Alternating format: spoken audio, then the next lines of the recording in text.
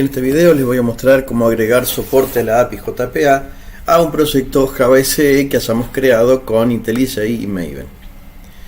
Para ello voy a empezar creando un proyecto vacío con IntelliJ. En este caso voy a elegir que sea un tipo de proyecto de tipo Maven. No voy a usar ningún arquetipo, voy a crear un proyecto vacío. Como siempre vamos a cargar los datos que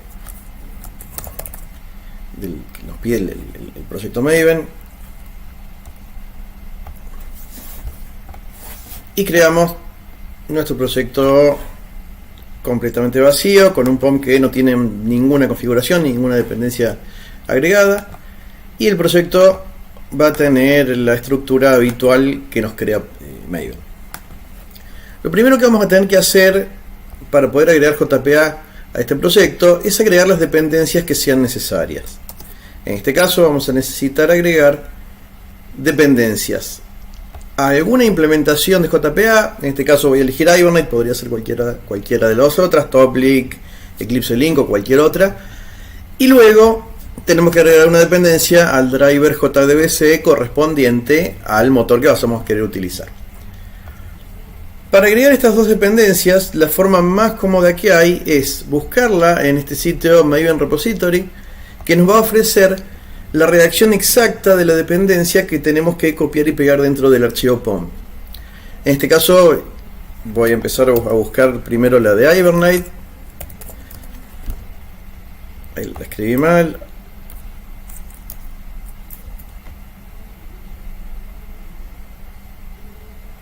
La primera que viene normalmente va a ser la que nos va a servir. En este caso voy a elegir de todas las versiones que nos ofrece, voy a elegir la última que esté en estado final. Y este sitio nos va a ser bastante útil para lo que queremos hacer, porque una vez elegida la dependencia que queremos agregar al POM, nos muestra cómo es la redacción de la dependencia que tenemos que copiar y pegar dentro del archivo de configuración. Pero este sitio además nos ofrece esta utilidad. Si hacemos clic sobre el texto del XML de la dependencia, lo copia automáticamente al portapapeles. Entonces lo único que vamos a necesitar hacer es, dentro de la rama dependencies del POM XML, pegar el texto que nos fue copiado automáticamente. Entonces en este caso me va a hacer falta la rama dependencies y ahí adentro pegar la dependencia a la librería, en este caso que quiero agregar, que es la de Hibernate. Voy a hacer lo mismo con la del driver JDBC que voy a necesitar. Acá va a depender obviamente del DBMS que va a contener la base de datos a la que quiero acceder. Este ejemplo que les voy a mostrar ahora está hecho con una base de datos MySQL, por lo tanto necesito buscar el MySQL Connector, que es la implementación del driver JDBC para MySQL. Nuevamente voy a elegir la última versión que me ofrezca, y lo único que hay que hacer es un clic en el texto del XML y con eso ya queda en el portapapeles para ir a pegarlo. Lógicamente, si vamos a utilizar otro DBMS, vamos a necesitar buscar el driver adecuado para ese. Si tuviéramos que usar, por ejemplo, SQL Server, simplemente vamos a buscar el conector. En este caso la primera respuesta del buscador nos ofrece el driver adecuado, el fabricado por Microsoft para conectarnos desde Java al SQL Server. Y con cualquier otro motor que queramos utilizar, simplemente lo buscamos acá y normalmente la primera o segunda opción es la que nos va a servir. Con esto ya tenemos las dependencias que vamos a necesitar agregadas al POM. Vamos a necesitar que Maven las importe. El proceso de importar lo que hace es descargar la dependencia, descargar la implementación, el jar que implementa esta librería. Si ese jar depende de otros, que seguramente va a depender de otros, Maven calcula todo lo que tenga que descargar y se encarga de hacerlo. En este caso ya las tenía descargadas, por lo tanto no demoró nada. Si no las tenemos descargadas porque es la primera vez que las accedemos, El número de versión va a estar en rojo, mientras en el background se van descargando el jar correspondiente a esa versión y todos los que dependan de él. Y al terminar la descarga, simplemente se va a quedar el número de versión con una fuente de color negro, y ahí ya sabemos que la encontró y la descargó y ya está disponible para compilar. Luego de haber descargado las dependencias necesarias, ya podemos empezar a programar en nuestro proyecto. Y lo primero que vamos a tener que hacer es agregar el archivo persistence.xml, que es aquel donde vamos a configurar nuestras unidades de persistencia. Para ello, desde IntelliJ, la forma que nos ofrece para darnos a un persistence.xml que esté empezado a redactar, que no tengamos que empezar a escribir desde un archivo en blanco, requiere un par de pasos que, si bien son raros, son siempre iguales. Lo que vamos a tener que hacer desde IntelliJ es buscar la opción de estructura del proyecto, luego acá adentro donde configuramos el proyecto, buscamos la solapa facetas, y vamos a agregar la faceta JPA. Esto agrega soporte para JPA dentro del proyecto nuestro. Vamos a elegir que la vamos a agregar a ese proyecto. Pero sobre todo lo que más nos va a interesar ahora es que con este botón de agregar vamos a pedirle que nos agregue el archivo persistence.xml. Esto va a crear el archivo vacío pero con las cabeceras correctas, ya está empezado a escribir, dentro de la carpeta en la que tiene que estar el archivo XML para que pueda ser encontrado por el runtime, por la máquina virtual cuando se ejecute. Este archivo, como ven, fue creado dentro de esta carpeta metainf, que es imprescindible que esté ahí adentro. Y esta carpeta metainf, si bien IntelliJ la crea dentro de la red del proyecto, debe estar ubicada dentro de la carpeta resources. Entonces la vamos a mover para que a partir de ahora, cuando efectivamente el proyecto se ejecute, pueda encontrar correctamente el archivo con la configuración de las unidades de persistencia. Entonces tuvimos que agregar la faceta JPA al proyecto, crear el persistence.xml y mover toda su carpeta dentro de resources. Con esto ya estamos en condiciones de crear nuestra unidad de persistencia. Podemos crear todas las que hagan falta. En la mayoría de los proyectos que vamos a hacer, generalmente accedemos a una única base de datos a la vez. Entonces generalmente necesitaremos crear una sola unidad de persistencia. Las unidades de persistencia son redactadas dentro del persistence.xml de la siguiente manera. Este archivo, como ven, tiene un elemento principal persistence, y dentro de él vamos a necesitar agregar una persistence unit. Persistence unit va a tener un atributo name que va a ser el nombre que va a llevar la unidad de persistencia y que es aquel con el que los vamos a referir dentro del código fuente. Es decir, cuando usamos JPA, en el código fuente nunca hacemos referencia ni a cadenas de conexión, ni a nombre de base de datos, ni a usuario, password. No tenemos nada que indicar con eso, excepto este nombre de la unidad de persistencia, que va a poder ser cambiado desde el archivo XML tantas veces como nos haga falta, si es que queremos que cambie, pero normalmente no nos va a ser necesario. Este nombre es un identificador, no tiene ninguna necesidad que sea igual al de la base de datos ni a las tablas, sino que va a ser simplemente un identificador de a cuál base de datos estamos queriendo acceder. Para este video y para los próximos, donde ya vayamos programando algunas cosas, tengo creada una base de datos MySQL que permitirá almacenar una muy simple agenda de contactos. Entonces, a la unidad de persistencia le voy a llamar agenda, y tradicionalmente, aunque no es obligatorio, pero tradicionalmente las unidades de persistencia poseen un sufijo PU.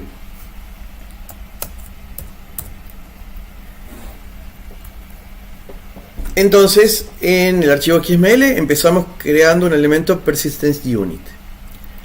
Dentro del persistence unit vamos a tener que crear varios elementos properties donde vamos a configurar ahí sí todos los aspectos necesarios a la conexión hacia la base de datos: cadena de conexión, usuario, password, etc.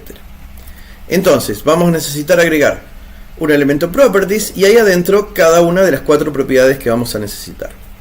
Entonces, properties y luego 4 elementos property.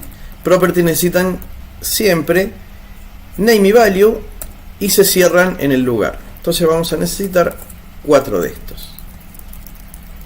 Los nombres de las propiedades son fijos, siempre van a tener estos identificadores, todos van a ser javax, .persistence, .jdbc.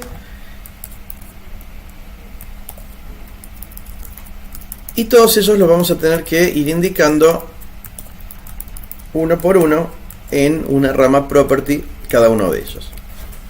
Son URL, user, password y finalmente driver.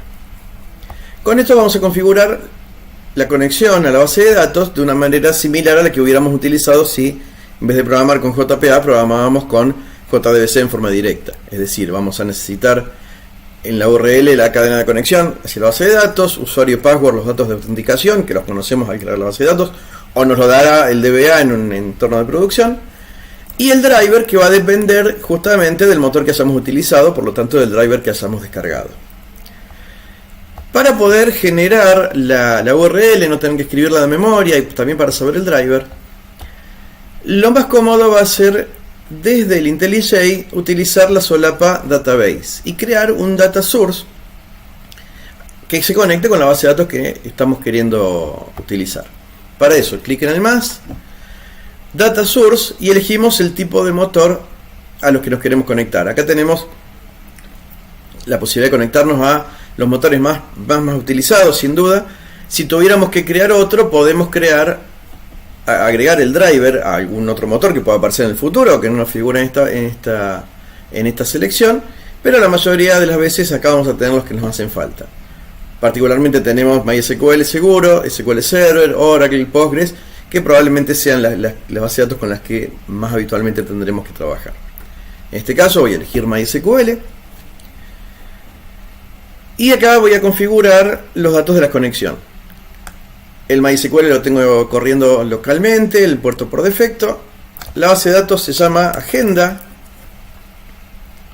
y usuario y password van a ser los que tenga de la configuración o de la instalación del SQL Server o del MySQL en este caso. Cargados los datos de autenticación, vamos siempre a probar la conexión a ver si está bien cargado. Me dice que fue satisfactoria, por lo tanto tanto la cadena de conexión como los datos de autenticación son los correctos. Entonces ahí pude copiar la URL de la base de datos, usuario y password los que conozco, y el driver es el nombre de la clase del driver JDBC. Para poder sacarlo sin tener que memorizar, simplemente vamos a necesitar y volver a las propiedades del data source, ir a las propiedades cuando las encuentre, y acá vemos driver. Clic ahí en el nombre del driver y nos va a aparecer el nombre de la clase que tenemos que copiar. Solamente ponemos el foco en este desplegable, copiamos y vamos a tener el nombre de la clase que necesitamos cargar acá como nombre de driver. Con estos 4 datos ya queda configurado, correctamente configurado el Persistence XML con nuestra unidad de persistencia, accediendo a la base de datos que nos interesa.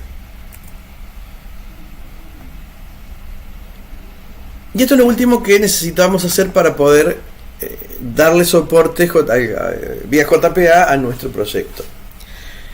Para poder ver si esto fue configurado correctamente, vamos a necesitar escribir algún código en nuestro programa que logre instanciar un Entity Manager. Cuando se instancia el Entity Manager, se identifica la unidad de persistencia, se verifican los datos de conexión Y en el caso de que algo esté mal hecho, que nos haya quedado algo mal configurado, ya ahí nos va a avisar sin necesidad de tener que empezar a escribir código que pretenda acceder a la base de datos para consultar o para modificar. Entonces nos va a hacer falta únicamente ahora crear un Entity Manager. Entonces este proyecto estaba vacío, voy a crear una clase nueva que contenga por ahora solamente un main. Con un main que crea un Entity Manager ya nos quedamos tranquilos de la configuración de la unidad de persistencia. Entonces vamos a crear un main. Todas las clases que vayamos a necesitar de Java, de JPA, de Java Persistent API, la vamos a encontrar en Java x.persistence. Y con esto ya podemos empezar a escribir. Para crear un Entity Manager necesitamos primero crear un factory. Entonces vamos a necesitar declarar un Entity Manager Factory, el cual es creado con persistence.createEntityManagerFactory. Y este método recibe el nombre de la unidad de persistencia a la que queremos conectarnos. Entonces, en este caso vamos a utilizar el nombre de la unidad de persistencia que configuramos en el XML. Y ahora sí ya podemos crear nuestro Entity Manager con el método createEntityManager que dispone el factory.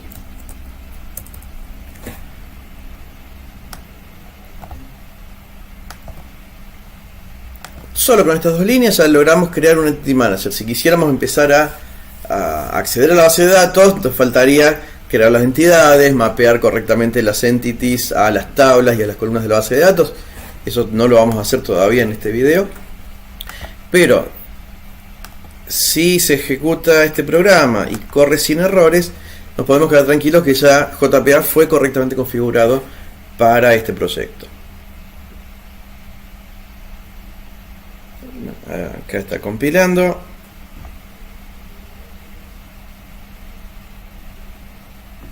La primera vez obviamente va a demorar bastante porque es un proyecto Maven, tiene que verificar todas las dependencias y se pone un poco largo, pero ahí ya empieza a ejecutar. Cuando se ejecuta toda la API de persistencia va mostrando bastante log. Entre ellos vamos a ver que nos dice, bueno, ahí terminó sin errores. Todo lo que muestra acá no son errores, es información de log solamente de registros. Acá nos dice, bueno, que cargó el driver y en algún lado nos va a decir que pudo cargar la unidad de persistencia. Ahí está, procesando la unidad de persistencia. Agenda PU continuó sin mostrarnos ningún error, por lo tanto nos podemos quedar tranquilos que el proyecto ya está correctamente configurado y podemos empezar a programar nuestras entidades y ya hacerle acceso a la base de datos que dejamos bien configurada acá. En el próximo video, naturalmente, vamos a empezar a escribir código que acceda a esta base de datos, crear las entities para las tablas que la base de datos tiene, establecer las relaciones uno a muchos, las muchos a unos que nos hagan falta recorrer desde la base de datos y empezar a manipular las entidades viendo cómo JPA nos traduce nuestros objetos del dominio a sentencias SQL en forma totalmente transparente. En el próximo video entonces ya vamos a empezar a programar eso y vamos a ver esto andando un poco más con alguna inserción, algunas consultas y alguna otra manipulación de la base de datos.